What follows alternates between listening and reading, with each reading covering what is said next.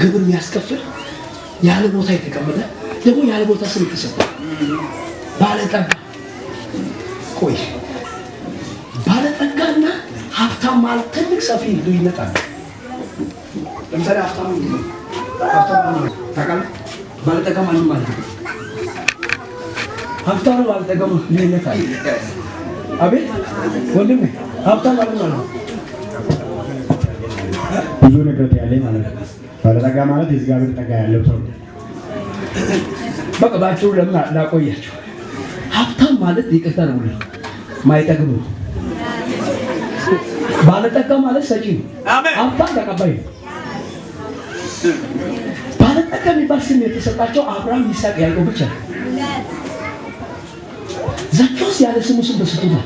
ዘኬዎስ ምኑ ነው ባለጠጋ የሚባለው? ሲጀመር ሰውን የዘረፈ ሰው ተው ቀኝን ከፋ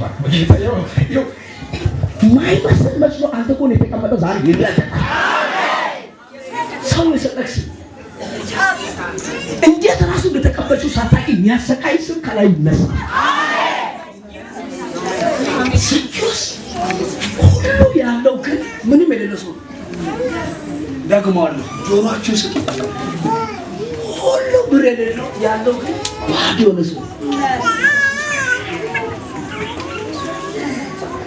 ደግመዋለሁ።